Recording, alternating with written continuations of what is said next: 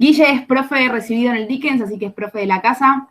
Es licenciado de la Universidad de Lomas de Zamora y tiene una maestría hecha de preparación física en fútbol del Football Science Institute de España. Actualmente se desempeña como preparador físico de fútbol amateur infantil en Vélez Sarsfield, en el club Vélez Sarsfield, y es responsable del área bioestadística en el mismo club. Asimismo, es profe del laboratorio desde hace más de 10 años, así que nos conocemos hace un montón de tiempo. Y bueno, nada, excelente calidad con la que trabajamos. Guillermo siempre punta de lanza, así que excelente. Cualquier pregunta que tengan, si les parece, la escribimos en el chat, la escriben en el chat y después se la hacemos al final. Igualmente, las preguntas que ya fueron haciendo a través de los formularios, Guille ya las incorporó para que se vayan resolviendo las dudas que puedan llegar a surgir. Así que bueno, Guille, todo tuyo. Bueno, Maga, muchas gracias por la presentación. Me siento artista de Hollywood ahora. Bueno, agradecerles a todos los presentes por tomarse el tiempo de escuchar. Esto surge básicamente, primero por una charla interna de equipo sobre un test en particular y bueno, fue tomando forma como para ampliarlo un poquito más. Sin más preámbulos, directamente vamos a la presentación.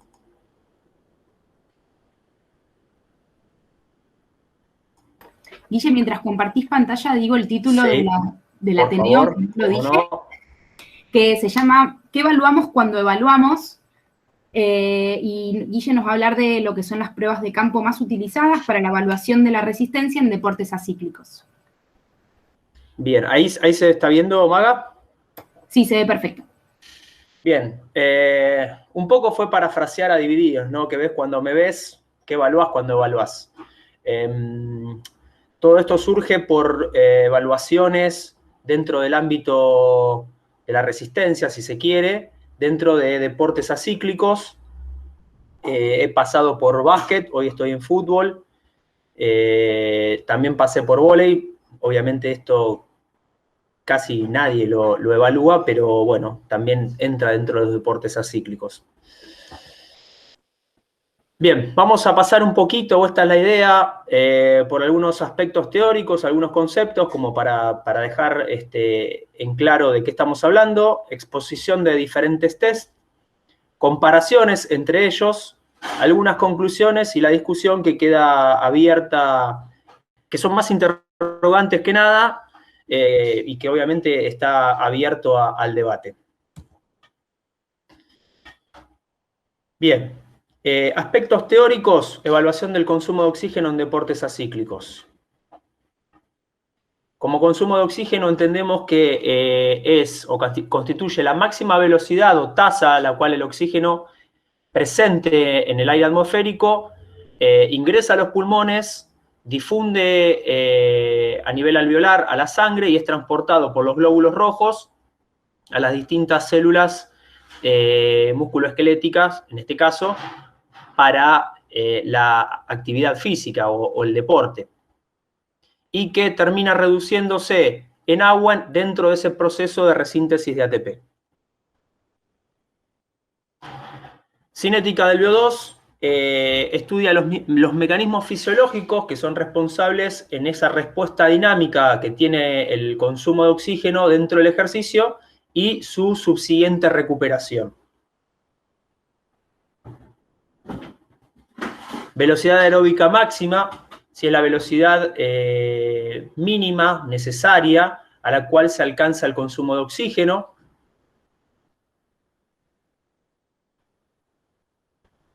Y después encontramos dentro de los test la velocidad aeróbica máxima predictiva o velocidad máxima alcanzada, también se va a encontrar en la bibliografía, que dentro de los test de campos no se puede medir la VAM, sino que se correlacionan con la velocidad final alcanzada en campo con esa VAM que se obtiene del laboratorio. Por tal motivo es más preciso hablar de VAM predictiva cuando se utiliza esta velocidad final alcanzada en un test de campo y solamente hablamos de VAM cuando se emplea la medición directa con un analizador de gases. cabe destacar que también hay analizador de gases portátil, no solamente dentro del contexto del laboratorio. Es decir, que nosotros podríamos hacer un test de campo con un analizador de gases portátil. Bien, el primer test que he visto que se ha utilizado para evaluaciones dentro de los deportes acíclicos es el test de la Universidad de Montreal. Es un test de campo indirecto, continuo, es incremental. ¿Por qué? Porque va sufriendo alteraciones la velocidad y cada 1 minuto aumenta la velocidad o solicita a través de una señal sonora, solicita que el sujeto tenga que incrementar esa velocidad para poder llegar a las marcas. Ahora lo vamos a explicar en profundidad. Acá en el dibujo se puede ver, cada 50 metros hay una marca. Bueno, la llegada del deportista debe coincidir con la señal sonora en la llegada al cono.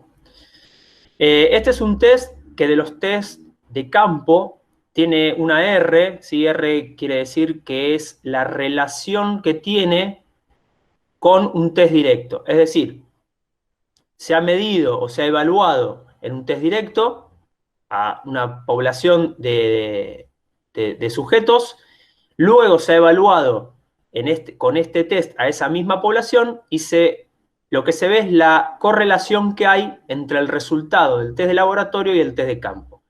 Eso quiere decir la R. Y en porcentaje significa que correlaciona, en un 96%. Esta misma prueba tiene un error estándar de estimación de 2,8 mililitros por kilo por minuto. Para este test, fue propuesto por Leger en el año 80, aquí abajo está la fórmula, ¿sí? Para este test se necesita una pista de 200 o 400 metros, el audio del test, un reproductor de sonido con señal audible en todo el recorrido de la pista, conos para poder realizar esas marcas, planilla de recolección de datos, cronómetro y, de manera opcional, un medidor de frecuencia cardíaca. Otro test también utilizado dentro del fútbol es el BAMEVAL. El BAMEVAL fue realizado o creado por Cazorla. Cazorla era un entrenador que luego escribieron con Leger un libro. Por eso me remito a este estudio del año 2014 de García, Secchi y Arcuri, donde comparan velocidades alcanzadas entre el test de campo UMTT y BAMEVAL, y fíjense que los valores son prácticamente iguales, ¿sí? En velocidad final alcanzada, arriba se puede ver que para todos los sujetos se evaluaron 45 sujetos, hombres, mujeres, y prácticamente no hay diferencias, con lo cual podemos asumir que esta prueba tiene la misma R, si se quiere, o el mismo índice de confiabilidad que la prueba del test de Montreal. Entonces, también es un test de campo que se hace de manera indirecta, por eso estima y no mide.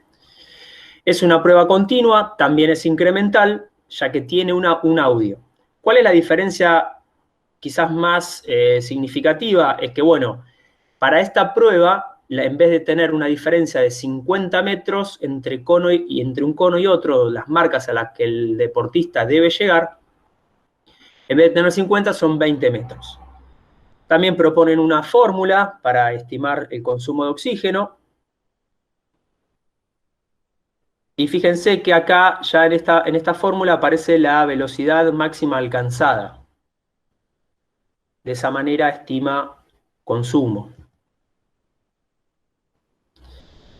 Posteriormente tenemos el test de Kursnavet. Lo van a encontrar en inglés como 20 Shuttle Run Test o SRT. Es el mismo, es una modificación del test de la Universidad de Montreal, es indirecto, es continuo, es máximo. es incremental, pero justamente la diferencia que tiene con el test de la Universidad de Montreal es que en vez de realizarse en una pista de 200 o de 400 metros, este test tiene la particularidad que se realiza en un espacio de 20 metros con la característica de ida y vuelta, ¿sí? El course navette o shuttle run es ir y volver. Ya su R baja, ¿sí? Y es menor, es de 84. Sin embargo, Casas, en un estudio del 2008, sugiere una fórmula, al igual que Bertoine en el 94. Estas fórmulas lo que terminan dando es, como les dije al principio, una van predictiva, ¿sí? Es la velocidad máxima alcanzada. De esta manera es lo que para nosotros, los preparadores físicos, más nos interesa dentro del campo para después poder prescribir entrenamiento. Materiales. Espacio mayor a 22 metros, ¿sí? Porque lo que se pide son los 20 metros de desplazamiento más 1 metro de cada lado como zona de seguridad. Audio del test, reproductor de sonido que también sea audible en todo el recorrido de la pista, conos, planilla de recolección de datos, cronómetro y también es opcional un medidor de frecuencia cardíaca. Luego aparece el yo-yo test de recuperación intermitente, nivel 1 y nivel 2. Este también es un test indirecto, claramente. Es discontinuo porque ya ahora el sujeto debe hacer el recorrido de 20 metros, ida y vuelta, pero tiene un descanso de 10 segundos antes de volver a hacer la siguiente repetición. Es incremental porque a medida que va pasando el tiempo se solicita desarrollar una mayor velocidad para poder llegar a las señales sonoras que este test tiene, y es máximo. Bien, datos a tener en cuenta. Según un test de Rampinini que encontré del año 2009, el yo-yo test IR1 tiene una R de 0,74, fíjense que es más baja que las anteriores aún, y el nivel 2 o el IR2 tiene una R de 0,47, casi 50. Lo que sí también tiene, que es importante tener en cuenta, es una R de 0,74 como velocidad final alcanzada y metros recorridos mayor a 15 kilómetros por hora en competencia real. Es decir, que hay una correlación entre la velocidad final que se alcanza y los metros que se recorren en un partido de fútbol, por ejemplo. De hecho, este trabajo indica eso, ¿sí? Originalmente fue desarrollado por Banksbo. Banksbo es un preparador físico de fútbol y lo desarrolló para jugadores de fútbol inicialmente. Después se fue reproduciendo y se fue aplicando en otras disciplinas deportivas. Y esta correlación es de 0,74 entre velocidad final alcanzada del test y metros recorridos mayores a 15 kilómetros por hora en competencia real. Ambas fórmulas tienen, ambos niveles, perdón, o ambos volúmenes posibilidades de test, digamos, tienen dos fórmulas distintas. Esto se debe a que el nivel 2 arranca a una velocidad mayor que el nivel 1. Esta es la razón de que tienen fórmulas diferentes. Desde el punto de vista metabólico, la principal diferencia entre los dos niveles es el grado de estimulación del sistema anaeróbico. Al final del yo-yo test de resistencia intermitente nivel 2, la concentración de fosfocreatina es menor y el ritmo de utilización de la misma en la fase final del test es mayor que en el nivel 1.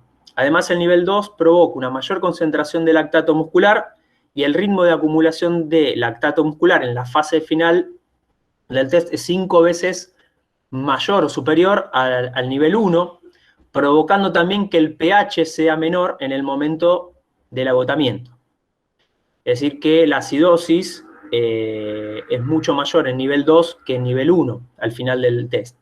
El ritmo de acumulación de lactato sanguíneo hacia el final del test y la concentración máxima de lactato sanguíneo son mayores en el nivel 2 que en el nivel 1. Por último, se observa que un mayor ritmo medio de utilización de glucógeno muscular durante el nivel 2 sugiere que hay una mayor dependencia de la glucólisis en comparación que el nivel 1. Esto extraído del estudio de Krustrup del 2006.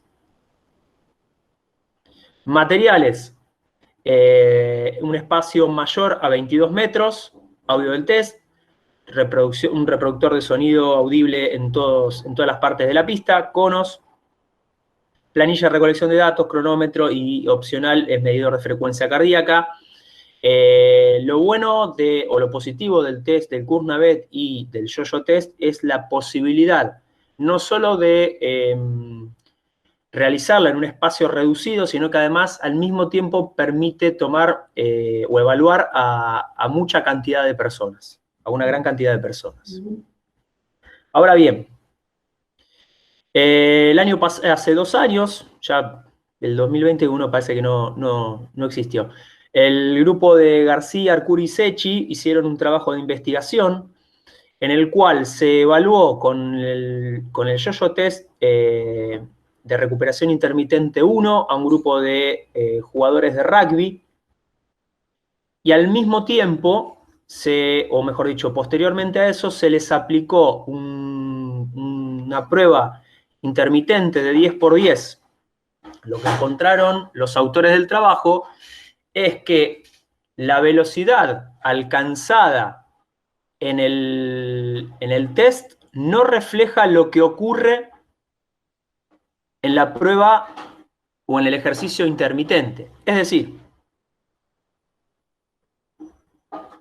que aquellos deportistas o aquellos jugadores de rugby que en el trabajo intermitente de 10×10 terminaron primeros, en el Yo-Yo test ocuparon el lugar 19.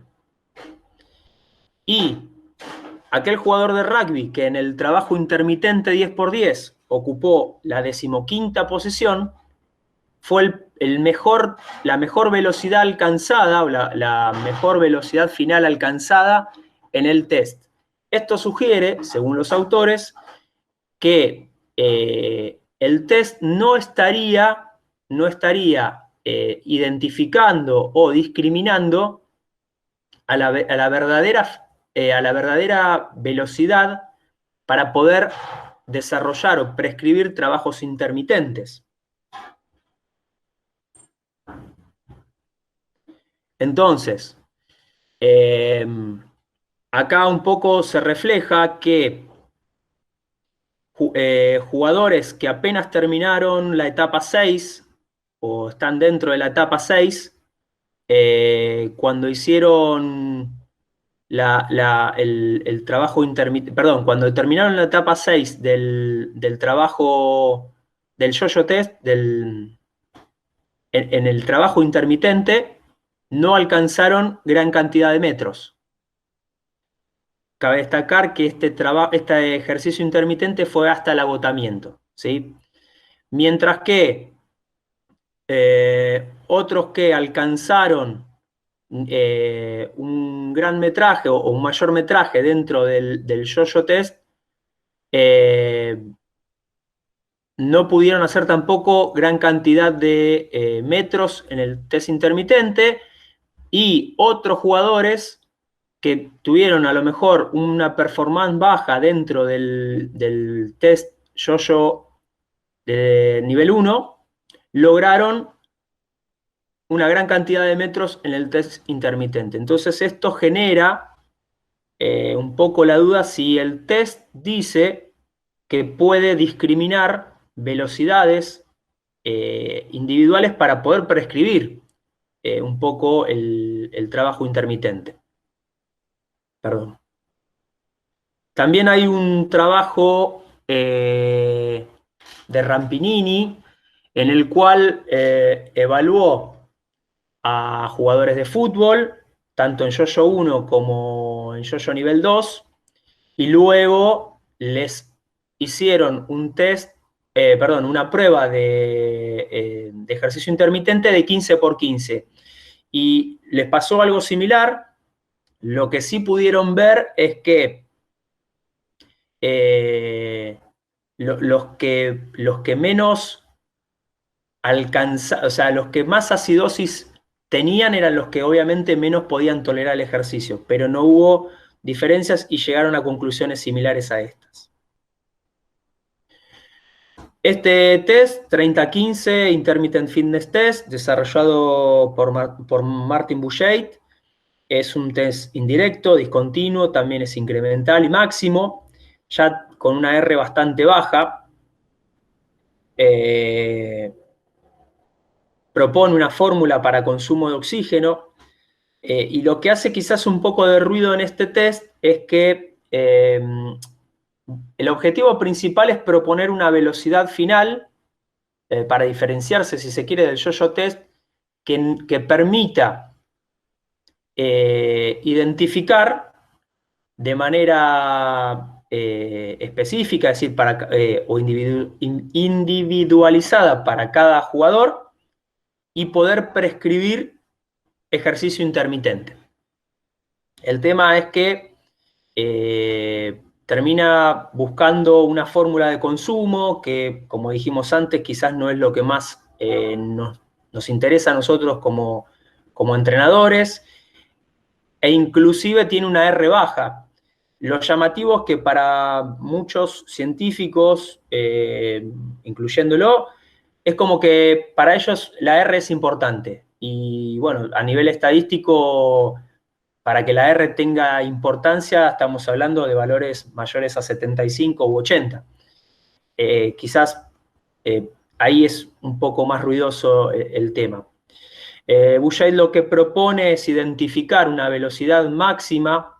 Él le va a llamar a esta velocidad final alcanzada BIFT, que se puede ver acá a la derecha. Y acá es donde pierde quizás un poco de fuerza lo que propone, porque hace una comparación con consumo de oxígeno, con BAM,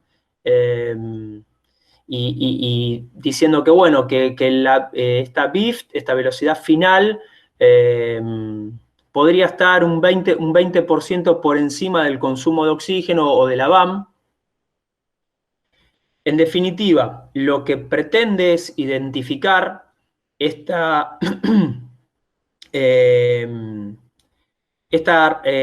velocidad de reserva anaeróbica.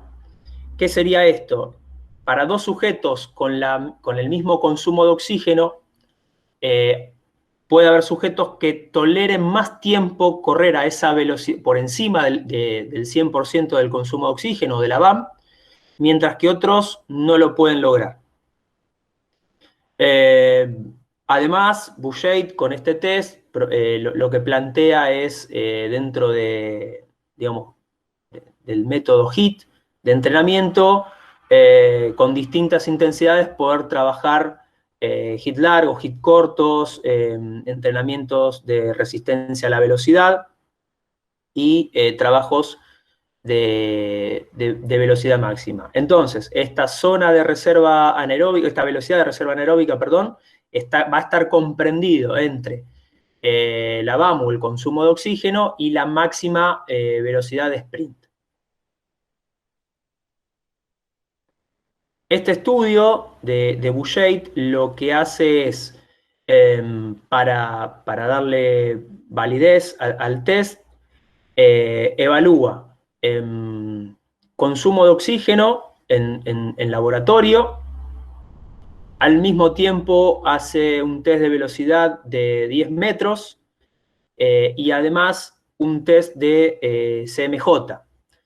¿Por qué? Porque en definitiva lo que sucede, y que es lo que todavía no se entiende demasiado bien, es esta cuestión de por qué hay sujetos que pueden durar o logran hacer mayor cantidad de metros que otros con iguales valores de velocidad final alcanzada en un test. Bueno, se entiende o se cree que hay una contaminación de la utilización del sistema anaeróbico, de mayor cantidad de fibras rápidas, dado que esto de frenar y arrancar genera un desgaste, y quienes toleran menos la fuerza excéntrica, por ejemplo, de una desaceleración, tienden a tener menor rendimiento que aquellos que tienen una mayor fuerza excéntrica. Basado en estos datos, ese grupo de investigadores le da validez al test. Acá en esta tabla lo que se ve son cómo se evalúa a dos grupos, los valores que da en cinta ergométrica, perdón, me trabé, y los valores que da el test 30-15. Entonces lo que plantea es que el test 30-15 permite alcanzar velocidades mucho mayores a la de un consumo directo o un test directo en laboratorio.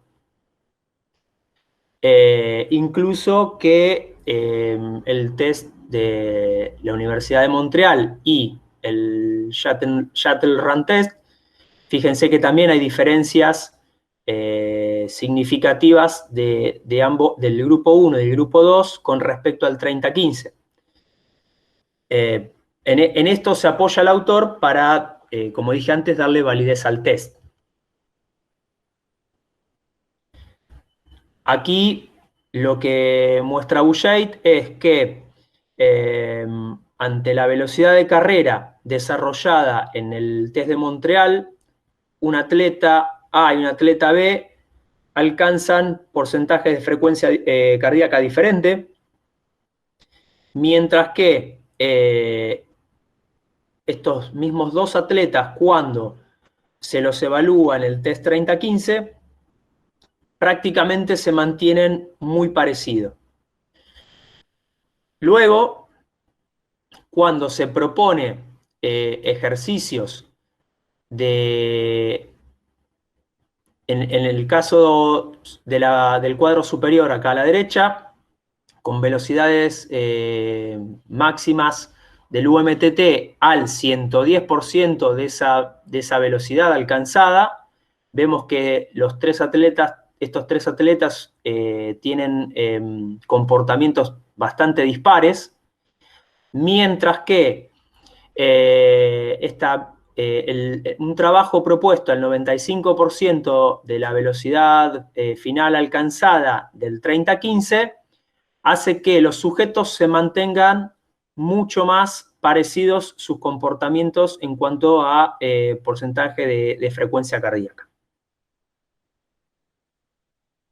Materiales, espacio mayor a 28 metros, porque si bien esto fue propuesto inicialmente para el handball, en los años que lleva desarrollado este test, se logró o han logrado aplicarlo en cancha de básquet y en cancha de fútbol, por lo tanto parecería ser bastante versátil. Tiene un test, lo que tiene quizás de positivo este test, que se puede bajar por una aplicación del teléfono, y tiene incluso hasta los PDFs con el protocolo para realizar. Requiere reproducción de sonido, una señal audible en todo el lugar de desarrollo de la prueba, conos, planilla de recolección de datos e igual al resto. La diferencia, y vuelvo para atrás, con los otros test, con Kuznavet y Yoyo, olvidé decirlo, es que, por ejemplo, si nosotros lo desarrollamos en una cancha de fútbol, necesitamos este espacio de 40 metros y tiene zonas de 3 metros, está comprendido por 3 líneas, una A, una B y una C. Cada línea tiene una zona de 3 metros donde el sujeto debe entrar con la señal sonora, no, a diferencia de los otros test, no es que tiene que llegar a la línea. de los extremos. Acá te permite llegar a los 3 metros. El sujeto recorre las distancias. Cuando vuelve a sonar la señal sonora, camina recuperándose hasta la línea siguiente, a esperas de que reinicie el siguiente palier o la siguiente zona. En cada pasada aumenta la velocidad. Y también tiene una versión corta y una versión larga. La versión larga inicia a 8 km por hora, la versión larga a 10 km por hora. Bien, comparaciones, ventajas y desventajas. En relación al consumo de oxígeno, esto lo hice manualmente, basándome en la información que fui adquiriendo. En cuanto a la confiabilidad, y los tres que más confiables son el test de la Universidad de Montreal, Bameval y Kursnavet, y bastante por debajo, Yo-Yo recuperación intermitente 1, 30-15 y Yo-Yo recuperación intermitente 2. Con lo cual, una de las preguntas, por ejemplo, era cuál era más ideal para población escolar o algo así. Personalmente, y creo que por comodidad, el Kursnavet es un buen test para tomar en poblaciones escolares sí, bueno, secundario o primario. Hay una gran cantidad de bibliografía al respecto, con lo cual uno puede, digamos, acceder a esa información. Hay baterías de test que incluso la contemplan. La batería Dickens es una de ellas. En relación a la velocidad final alcanzada, bueno, parecería ser que no existe todavía un gol estándar para poder determinar o para poder prescribir esfuerzos intermitentes. Entonces, sería lo mismo utilizar la velocidad final alcanzada en el UMTT, en el Kursnavet y en el Yo-Yo y en el 30-15, y con esa misma velocidad final nosotros podríamos prescribir esfuerzo intermitente, por más que en teoría los test de ida y vuelta serían más específicos para los deportes de situación o acíclicos. Los trabajos de García y colaboradores, Bouchet y colaboradores, Krustrup, Banksborg y Rampinini, todos arriban a resultados diferentes. Por eso pareciera ser esto que dije al principio, inicialmente, de que no hay un gol estándar todavía como para tenerlo en cuenta.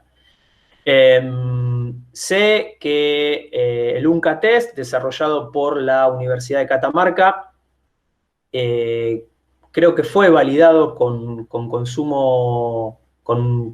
analizador de gases portátil. No estoy del todo familiarizado con el test, algo he leído, pero hasta ahora entiendo, y con bastante cautela lo digo, que sería o nos permitiría con ese test obtener una velocidad final alcanzada para poder prescribir trabajo intermitente. Pero insisto, no dentro de las pruebas de campo. Pero insisto, no estoy en condiciones, al menos yo, de poder afirmar eso.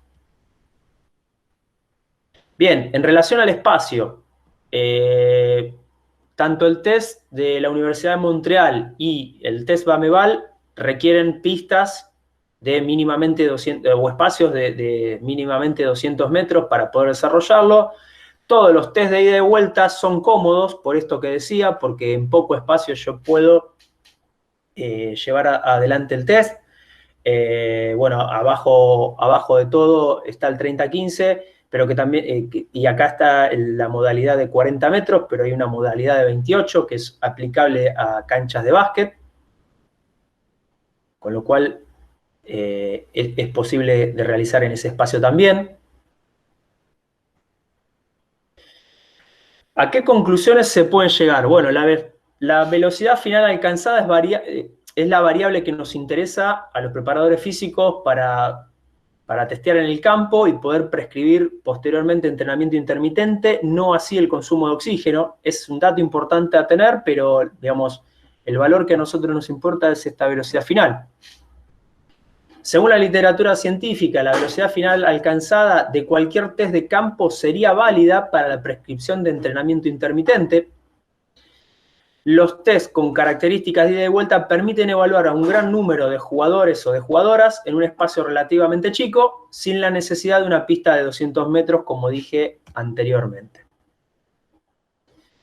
Lo que no queda claro son los factores que determinan a un deportista que alcance más o menos metros recorridos en estos test de ida y vuelta. Entonces, la fuerza excéntrica, la resistencia, la capacidad de aceleración, la capacidad de desaceleración, la velocidad de reserva anaeróbica son factores que contaminan esa velocidad final alcanzada y que, bueno, que es lo que genera el interrogante. Y acá como discusión o como, digamos, preguntas finales, digo, ¿qué test es mejor para evaluar? Y por lo que la literatura está diciendo, todos estos podrían ser fiables para la evaluación. ¿Qué tengo que tener en cuenta para la selección de un test? Bien, la población con que lo voy a desarrollar, el espacio que tengo, muchas veces los preparadores físicos, dependiendo de dónde nos estemos desarrollando, en la actividad a veces contamos con espacio y a veces no. Entonces, digamos, esa sería una de las cuestiones a tener en cuenta para la selección.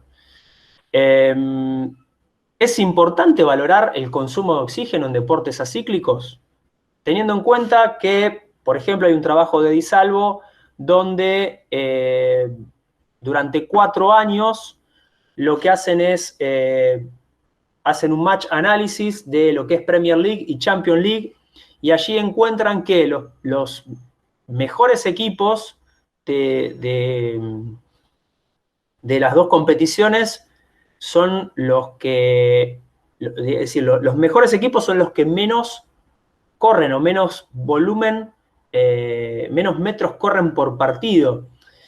Hay otros trabajos incluso que muestran que en la misma liga, en la Premier League, los primeros 5 son los que menos corren en volumen total y los que más corren son los últimos 5. No ocurre lo mismo con velocidades, los high speed running, ¿no? Velocidades de alta intensidad. Esto hace suponer que los mejores 5 equipos de la Premier League corren menos porque siempre son los que tienen la posesión de la pelota, mientras que los que más corren, los últimos 5, es porque siempre están corriendo detrás. Entonces, un poco entra esta duda si, bueno, la calidad técnico-táctica es más importante quizás que el consumo, y que corra más o que corra menos quizás no es tan importante, pero sí en la toma de decisión y sí cómo se mueve dentro del espacio de juego. Otra pregunta es, ¿a mayor rendimiento de carrera durante el partido? Bueno, pareciera ser que es bastante relativo esto. Otra pregunta, ¿mayor resistencia garantiza el éxito? También podríamos preguntarnos, ¿estar en forma es lo mismo que estar adaptado? A veces encontramos sujetos con una buena BAM, incluso con valores de VO2 que decimos, uy, qué bueno, pero cuando tiene que hacer algún entrenamiento, alguna actividad dentro del entrenamiento, un juego reducido o una situación jugada, o mismo en la competición, vemos que a lo mejor su rendimiento no es tan bueno. Después, la BAM es más o menos determinante que la velocidad de desplazamiento. Es decir, es lo que dije antes, estos high speed running, las velocidades que yo puedo desarrollar a alta intensidad, quizás son las que determinan a veces que un equipo gane o pierda, más que cuánto corre en el total de los metros. Y las nuevas tecnologías quizás también están dejando de lado un poco a los test, y esto lo digo porque, bueno, por ejemplo, la presencia o la existencia de GPS para medir variables dentro de los deportes he asistido a varios webinars donde entrenadores que utilizan GPS, por ejemplo, no evalúan test de campo para estas variables que estuvimos mencionando, y ellos planificaban todo su entrenamiento en función a aceleraciones, desaceleraciones, carreras a alta velocidad mayores a 18 kilómetros por hora, y sprint, o consideraban sprint a velocidades mayores a 25 kilómetros por hora, según el punto de corte donde ellos programaban los GPS. Pero todos, o muchos de ellos decían, no evaluamos ni yo-yo, no evaluamos 30-15, no nos interesa, le damos bolilla a las variables que los GPS nos arrojan. Y en función del día de la semana donde que nos toca trabajar en función de lo lejos que está el partido que tienen por delante, van a trabajar aquellas variables que sean más acordes. Es decir, por ejemplo, el día más alejado de la competición, el día -4, ese día, por ejemplo, trabajan las aceleraciones y desaceleraciones que tienen un alto componente neuromuscular. Más cerca de la competición trabajan o buscan estimular ejercicios que estén orientados a la duración, no hablan de resistencia.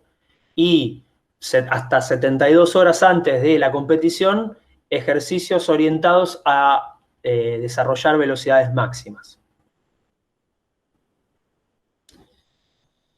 Les agradezco a todos el tiempo y, bueno, obviamente las preguntas todas son bienvenidas. Muchas gracias, un aplauso. No sé si fui en el aire, no sé si fui claro, y si no trataremos de aclarar lo que no es claro. Se entendió muy bien, muy sustentado desde los trabajos científicos, así que espectacular, es siempre lo que intentamos hacer desde el laboratorio. Algo que quiero aclarar, no lo digo yo, lo dicen todos ellos. Claro. No me hago cargo de nada. Espectacular. Bueno, de la interpretación, ¿no? De lo que dicen también, eso es parte importante del conocimiento.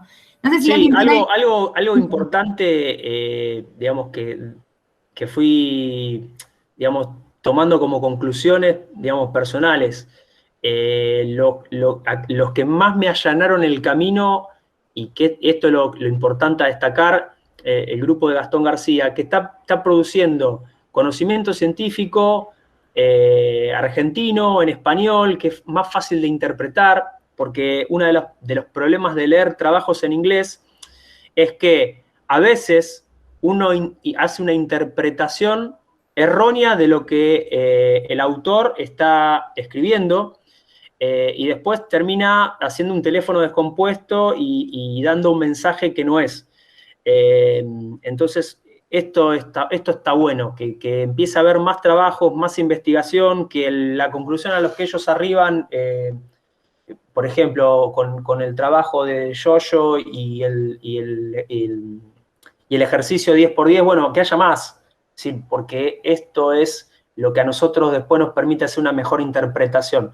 Después nada, uno tiene que estar combatiendo con el traductor de Google y viendo de interpretar y de ir leyendo y hablando con otros a ver si interpretaron lo mismo que uno. Creo que va por ahí la cosa. Bueno, viste que no era poca cosa la interpretación. No sé si alguien tiene preguntas para hacerle a Guille. Sí. Si no, hay un par de preguntas que tengo, Guille, que quizá quedaron pendientes de las que te habían hecho. Si quieren ir pensando preguntas, escribirlas en el chat o cualquier cosa nos dicen. Hay muchas preguntas, hay muchas dudas en cuanto de qué tipo de evaluaciones es conveniente hacer en edades infanto-juveniles, ¿no? Nombraste, por ejemplo, las que se podían recomendar o que eran más recomendadas para hacer en un ambiente escolar, donde los espacios quizás son más reducidos. ¿Qué pasa con las otras poblaciones, quizás deportivas, donde hay espacio y hay recursos o más tiempo? ¿Qué recomendás evaluar? Bien, a ver, esto es personal, si tengo que evaluar población escolar, lo voy a hacer sin lugar a dudas con el Kurznavet. Creo que hay bibliografía mucha que se puede utilizar para poder hacer una comparación entre poblaciones. Si se quiere, de todas formas, no lo haría para comparar poblaciones, sino sería para generar base de datos propia. No me interesa comparar a mis alumnos de colegio, si los tuviese, con los de un secundario de, no sé, California, por ejemplo, para hablar del fitness gram. Después, con respecto a los otros test, muchas veces va a depender de la política que tenga el club. Donde a mí me toca trabajar, por ejemplo, se trabajan inferiores con el 30-15. Y eso está dado por la coordinación de los preparadores físicos. Ese es el test que bajan y el test que proponen para hacer el seguimiento de todo el fútbol amateur. Nosotros en la 11ª división empezamos a hacerle el test, pero no para evaluarlo, sino para que empiecen a amigarse y a aprender la prueba. Porque yo al menos no tengo datos de que el 30-15 haya sido utilizado en poblaciones 11ª o prenovena o categorías más chicas, ¿no? Eso por un lado. Después va a depender digamos, creo fundamentalmente de la política o de la línea que el club siga. Otros clubes seguirán yo por las razones que sea. No, yo no puedo decir cuál es mejor o peor. Creo que ninguno es mejor ni ninguno es peor. Creo que si, en todo caso, yo tengo que elegir uno, será por qué datos me da, que a mí me sirven, qué posibilidades tengo yo de desarrollarlo en cuanto a practicidad. Yo personalmente me siento más cómodo con los test de ida y vuelta, por esto que dije antes. En un espacio relativamente chico, puedo evaluar a una gran cantidad de personas y no tengo que estar por toda una pista siguiendo y tratando, por aparte también conseguir, por ejemplo, un equipo de audio que me abarque toda una pista. Es decir, cuando nosotros hemos hecho el UMTT, por ejemplo, en la pista del Parque Chacabuco, es un poco caótico, ¿no? ¿Viste? Hacer que el sonido le llegue a todo el mundo. Sí, se me ocurre, Guille, como para aportar también que ahora con la posibilidad que tenemos de reproducción simultánea de audios, se podría llegar a buscar alguna alternativa, como que cada uno tenga su celu y se reproduce al mismo tiempo para todos, digo, como alternativa a esto que vos decís, que es bastante importante la limitación. Y a todo esto no mencioné un factor que joroba mucho a la hora de evaluar, que es el factor viento. Cuando vos tenés viento y querés hacer que el sonido le llegue a alguien, a veces no le llega porque el viento te barra el sonido. Sí he evaluado gente, por ejemplo, donde yo le ponía el audio en el reproductor de sonido del teléfono, auriculares puestos, y el tipo reproducía lo que el sonido le pedía. Después, bueno, tenía que ver que no me meta el perro, que el sujeto haga lo que yo le pedía que haga. Pero bueno, y que me sea honesto y me diga, terminé en tal palier o en tal estadio, y bueno, ya había pagado el reproductor y yo no puedo corroborarlo, tengo que creerlo. Igual uno se va dando cuenta, ¿no? Porque por lo menos estimativamente va viendo el esfuerzo que el sujeto pone, entonces sabés más o menos o ves cuánto duró la prueba. Excelente. Muy bien, Guille, te paso a la siguiente pregunta. Bueno, ¿qué opinas del 30-15? Ya lo dijiste, en esto ya te has explayado. Una de las cosas que vos decías también y surgen las preguntas es, bueno, tengo que ver qué datos me sirven, ¿no? ¿Qué datos me sirven de la prueba? Y una de las preguntas es, ¿qué hago con esos datos después? No solo los resultados que obtengo, sino cómo utilizás vos esos datos después en el entrenamiento. Pero, Guille, antes de que respondas, te digo que nos queda poquito tiempo, así que más concisas las respuestas para que lleguemos a preguntar todo, por favor. Bien. A ver, tenés dos posibilidades. Una es tomar esa velocidad final y a partir de ahí prescribir el trabajo intermitente que propongas. La otra, utilizarlo como medio de evaluación y ver cómo se comporta o cuál es, digamos, el rendimiento del sujeto a lo largo de la temporada. La bibliografía en general te dice que los mejores valores se dan, el mejor valor es a mitad de año. En un segundo lugar son los valores que se logran al finalizar, durante la pretemporada, y el peor valor es el de la finalización de la pretemporada por una cuestión de caída del rendimiento general de de los jugadores. Bien. No sé si fui claro en explicando el orden de los datos obtenidos. Sí, hay varias evaluaciones a lo largo del año y los Claro. rendimientos varían, fluctúan en función del... Después, si vos tenés, por ejemplo, como dije antes, un club que dispone de GPS para todo el plantel, que son los menos, ¿no? Entonces logra armar un perfil o un dato individualizado para cada sujeto y después dice, bueno, evalúo con el test que sea, cualquiera, yo, 3015, el que tenga ganas, o el que empleen, mejor dicho, y van viendo, hacen las 3 evaluaciones anuales, pretemporada, mitad de temporada y final de temporada, y ven el comportamiento y a lo mejor hacen alguna correlación con los valores que encuentran de GPS, que también ocurre eso.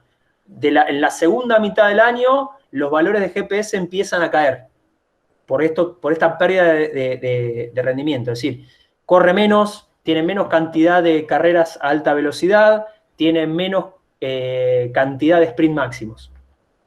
Bien, excelente, se entendió muy bien.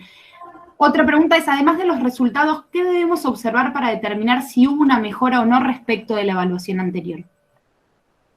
¿Cómo? Perdóname. Va de vuelta. Además de los resultados de las pruebas, ¿en Sí. qué te basas vos como preparador físico para saber si un deportista tuvo una mejora respecto de la evaluación anterior? ¿Hay otros indicadores que utilices? Sí, podemos evaluar, hacer la evaluación de sprint repetidos, alguna evaluación de velocidad en 30 o 40 metros. Digamos, con esos valores vos vas viendo la performance, alguna prueba, hoy está de moda BBT para controlar fuerza. Claro, o sea, digo, no evaluarías solamente resistencia, sino tomarías otras No, evaluaciones. te digo más, la resistencia personalmente yo la evaluaría último, es decir, inicio pretemporada y recién a la segunda o tercera semana de entrenamiento empezaría a evaluar, si se quiere, resistencia. ¿Por qué? Porque le permito al jugador adaptarse durante 2 a 3 semanas al entrenamiento, a esto de arrancar y acelerar, que no haya, que sea más voluminoso el trabajo que carreras de máxima velocidad para evitar incluso hasta lesiones musculares. Y recién a la tercera semana, ahí empezaría a pensar en evaluar alguno de estos test de campo. Excelente. Pero antes sí evaluaría velocidad, antes sí evaluaría fuerza. Bien. O salto. Perfecto.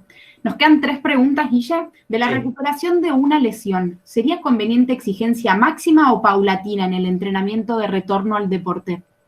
Bien. Primero, si se lesiona un sujeto, va a tener que tener inevitablemente una alta médica, ¿sí?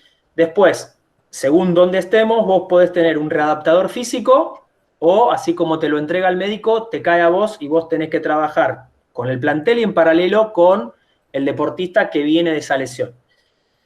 Obviamente que la carga que va a ser expuesto ese sujeto que recién sale de una lesión, que tiene una alta médica pero no tiene una alta deportiva, va a ser paulatina, va a ir incrementando con el tiempo. Lo que yo puedo utilizar, si se quiere, son estos valores de evaluación para ver si el sujeto mínimamente alcanza esos valores una vez que se lesionó. De todas formas, dependiendo de qué tipo de lesión sea, vamos a poner, no sé, un desgarro muscular, sabemos que va a estar 3 a 4 semanas, dependiendo de la gravedad, y va a haber pérdida de rendimiento. Bueno, yo esos valores puedo utilizarlos como variables de control para ver si el sujeto puede volver mínimamente a esos valores que previo a la lesión fueron tomados, de ahí en adelante. Excelente. ¿Cuánta importancia le das a la hora de evaluar a la simetría, tanto postural como de miembros inferiores y superiores? Bueno, la técnica de carrera es súper importante porque a mejor técnica, mejor es su economía y su rendimiento. Entonces, es más, una de las cosas que me interesa trabajar justamente en relación a esto es la técnica de carrera, porque a mí me interesa cómo corre el jugador. No con la pelota en los pies, porque cuando vos estás corriendo con la pelota en los pies vas a tener otro dos que te quieren sacar la pelota, que te van a forcejear, que te van a empujar o tironear de todos lados, corres como podés. Entonces ahí, digamos, mucha técnica de carrera no va a haber una habilidad o una técnica individual, pero que no va a estar sustentado basado en la técnica de la carrera. Ahora, lo importante es cómo corre el sujeto cuando no tiene la pelota en los pies. Cuando hay un contraataque y tiene que volver, o cuando hay un ataque y tiene que ir a ocupar un lugar en el espacio y ganarle al defensor, por ejemplo, si es un ataque. Es decir, cómo corre el sujeto, ya sea porque está haciendo una carrera en alta velocidad o es una carrera a menor velocidad, es importante, porque ese sujeto va a tener mejor rendimiento a la larga que el resto de los que tienen problemas para correr. Si bracea mal, si el braceo no es intenso, si la zancada no es larga, si corre con los pies debajo de la cadera, por no decir otra cosa, si las rodillas en vez de levantarlas apuntan hacia abajo, si todas esas cuestiones, o si corren mirándose los pies, digamos, hay muchas cosas que uno va viendo que eso interfiere en la técnica y que hace que la persona no corra. Hay gente, yo he visto jugadores que corren como Frankenstein, con los brazos Playmobil, y corren con los brazos rígidos al costado del cuerpo. Bueno, hay que tratar a esa persona que suelte primero la musculatura del tren superior para que, digamos, ese braceo sea más fluido y pueda ser más enérgico. Excelente. La optimización de la técnica también como base para un buen rendimiento, ¿no? Y es fundamental. Bien. Consulta. Sí, dale. Respecto a eso, tenés una persona X que corre como Frankenstein, dijiste recién. Sí. Tiene un hermoso ritmo. Sí. O sea, ¿qué haces? ¿Le corregís las posturas o no? ¿Se entiende la pregunta? Sí, a ver, yo creo y estoy convencido, pero porque aparte hay evidencia científica, que sería otro tema hablar, pero si el sujeto puede mejorar la mecánica de carrera, va a mejorar su rendimiento, se supone que va a ser mejor. De hecho, hay, por ejemplo, trabajos con trineo, muchos de ellos hablan de trabajar hasta el 20 o 30% del peso corporal para tener una inclinación, pero Morín propone en trabajos de pretemporada trabajar con el 80% del peso corporal, para que el sujeto tienda a inclinarse y generar un gesto de aceleración como si fuese un velocista, por ejemplo. Entonces hace desplazamientos de 10 metros con el 80% del peso corporal. Digo, evidentemente todo ese análisis biomecánico que están haciendo genera influencia, y cuando lo extrapolan al campo y pueden, digamos, volcar esa postura al campo, se nota. Bueno. Muy bien. Y aparte otra cosa, una persona que corre mal va a tener un vicio postural. Bueno, también es evitarle lesiones. Sí, exacto. Iba a decir eso, sobre todo que el gran porcentaje de las lesiones en lo que es carrera es por mala postura y por sobreuso. Digo, hay un montón de lesiones evitables justo en carrera. Bien. Guille, última pregunta, salvo que haya obviamente alguna más del auditorio. Dice, en función de que hay distintos factores que pueden influir en el momento de entrenar o de hacer alguna evaluación, ¿es recomendable hacer la evaluación en 2 o en 3 ocasiones seguidas para corroborar que los resultados coinciden realmente con la capacidad del alumno? Es un poco confusa la pregunta, al menos para mí. Voy a tratar... No te la replanteo. ¿Es recomendable evaluar el mismo test 3 veces seguidas, por ejemplo, y tomar un promedio para asegurarse que el resultado de esa evaluación coincide con lo máximo que puede dar ese alumno o atleta? A ver, si vos al deportista lo acostumbraste a hacer el test, ¿sí? Yo, por ejemplo, mencioné anteriormente que a los jugadores de prenovena y 11ª división les enseñamos a hacer el test antes que sean evaluados. Es decir, planteamos ejercicios que sean similares al test, para que ellos se acostumbren a después, cuando los evalúen, que va a ser en etapas de juveniles, ellos ya tengan esa mecánica. Entonces, si vos tenés un sujeto que lo venís entrenando de novena división y previamente le fuiste enseñando, yo creo que con 3 anuales es suficiente. Después hay una cuestión, ¿te dan el tiempo para hacer esas 3 evaluaciones? O sea, porque también está esto. Es decir, te dicen, profe, tenés que evaluar. ¿Cuánto tengo? Y 2 días máximo. 3. ¿Te dan los tiempos? Digo, te dan, por ejemplo, te permiten hacer 2 evaluaciones en esa misma semana y dejar una tercera evaluación para la semana siguiente. Si te lo dejan, podés hacerlo. También pensando en el descanso entre evaluaciones, ¿no? Sobre todo cuando evaluamos esfuerzos máximos. Sí, después la otra cuestión está en que si, por ejemplo, a vos te lo permiten hacer porque hay un trabajo de investigación en el medio, bueno, sí, obvio, pero digamos, para mí, con fines prácticos, para la prescripción de entrenamiento, hacer 3 veces el mismo test, no lo veo. Y aparte, yo no sé si vas a encontrar buena predisposición de parte de los deportistas para hacer ese test, que es el que menos les gusta hacer. Excelente. Muy bien, súper. Esto es una opinión personal, ¿eh? Pero seguro, pero está súper válida. No sé si hay alguna pregunta más para hacer del auditorio. Sí, Marcos.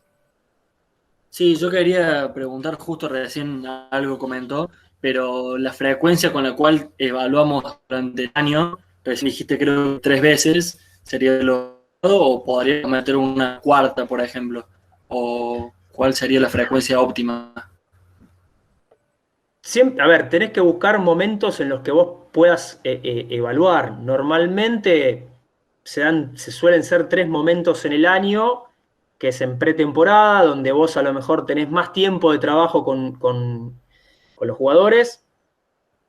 En el medio suele haber un parate, entonces aprovechás ahí para hacer una segunda evaluación, y en el off-season o el final de temporada, cuando terminaste de competir, y aprovechás a ver cómo queda el equipo después de todo el año de competición, porque en definitiva vos lo que terminás viendo es cuál es la tasa de pérdida de rendimiento hubo en el año. Si además encontrás otro momento para evaluar y te sirve, me parece que está bien, pero creo que son 3 momentos, te diría que no sé si claves, pero importantes para tenerlos en cuenta.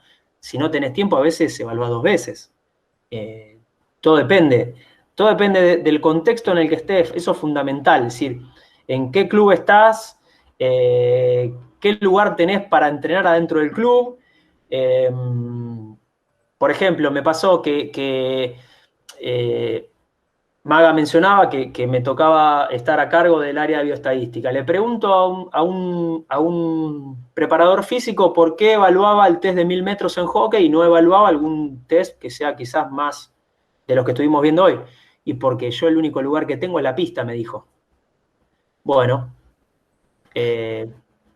listo, perfecto. No le dije por qué no haces el VMTT o el Bameval, porque quizá la respuesta iba a ser un poco obvia, pero digo, bueno, si a él le sirve ese parámetro para todo lo que viene después, es válido. Hay que ver qué lugar tiene. Eso es también un poco el saber administrar de lo que uno dispone. Creo que en un punto somos eso, administradores de los recursos que tenemos y que nos dan. Bien, excelente. No sé si contesté tu pregunta, Marcos. Sí. También, cuando lo pregunté, también entendía como que el contexto obviamente tiene que ver, pero bueno, por ahí está bueno pensar en puntos ideales, a eso adaptar cuál sería por ahí lo mejor, por ejemplo. O sea, si tenemos solamente 2 posibilidades, capaz saltar la última, que es cuando termine el torneo, por ejemplo, y la gente menos ganas tiene de hacerlo, y administrar los otros 2. O sea, pero sí, entendí. A ver, por ejemplo, me pasó en básquet, te cuento cortito, rápido. Sí, cortito, yo Guille, porfa. Podía evaluar en 2 momentos del año, en la pretemporada y al final de la temporada. ¿Por qué? Porque no había chance de que los jugadores de básquet salgan del gimnasio a correr a la intemperie un yo-yo. Y me dirás, ¿pero por qué no usaste la cancha? Porque en el mismo momento en que yo estaba evaluando, estaban los juveniles entrenando en cancha y había una sola cancha para poder evaluar a todos los jugadores. Mejor dicho, había una sola cancha para poder desarrollar la actividad y yo tenía que buscar un espacio fuera de la cancha, es decir, fuera del gimnasio de básquet, para poder evaluar. Entonces no tenía esa evaluación intermedia. Me tenía que conformar con la primera y con la última. No había más. Bien, excelente, Guille. Muchas gracias. No sé si queda alguna otra pregunta más. Bueno, agradecer. Yo tengo una cortita, así que te la voy a hacer, pero solo sí o no. Si vos tenés que planificar en la evaluación de un club de fútbol que no tiene una política en la que hacer una misma evaluación o te dicen, che, vamos a evaluar esto, ¿elegirías la misma evaluación para todas las categorías? Sí. Bien, excelente. Es súper cortito y al pie. ¿Vos querés un sí o un no? Ahí está. Sí. No, me encantó, era espectacular lo que buscaba. Bueno, para cerrar les comento que estamos abriendo nuestro canal de YouTube, a donde va a estar subida esta charla y ya vamos a tener más información de Batería Dickens. Les vamos a estar avisando de los próximos Ateneos. Les agradecemos por la participación. Saben que las puertas del laboratorio dentro de lo que es el instituto están siempre abiertas para que se sumen, ya sean con la investigación, con preguntas. A los que nos conocen, somos un grupo de profes críticos que nos gusta preguntar mucho, aprender, discutir, así que siempre son bienvenidos. Está Carlitos Arcuri, no quiero dejar de nombrarlo. Fue nombrado también en muchos de los artículos con los que trabajó Guille, así que gran referente de la casa, gran docente también. Y amigo, fundamentalmente eso. También amigo realmente, así que bueno, si nadie más tiene nada más para decir, les agradecemos a todos haber venido y nos estamos viendo en el próximo Ateneo.